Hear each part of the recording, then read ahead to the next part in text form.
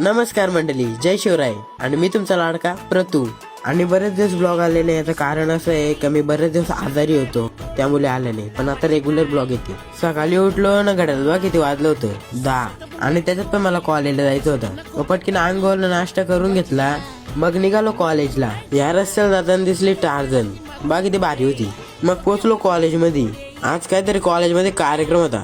आमच्या क्लासची टीम कबड्डीमध्ये फर्स्ट प्राइज भेटला होता, त्याच्यामुळे हे बघा मला सर्टिफिकेट भेटला होता. कॉलेज सुटला ना, आलो बाहेर. मग टाकला पहिल्यांदा गाडीमध्ये पेट्रोल ना, मग निघालो घरी.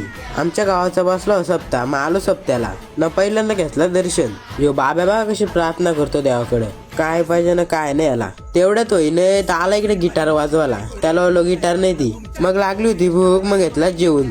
घरी आलो ना, झालो तयार. इकडे आपल्या टार्झनला पण केली रेडी. तर तुम्ही विचारत पडले असतील, यो बाई एवढा तयार होऊन चाललाय कुठे? तर मी चाललो होतो मावशी यांच्या गणपतीना. आणि जाताना संध्याकाळचा व्ह्यू बघा किती भारी होता. सूर्यभाऊ पण तिकडे होता आणि इकडे रोड पण एकच नंबर होता. आणि पोचलो मावशांच्या घरी न, घेतला बाप्पाचा दर्शन. मग झाली आरती सुरू.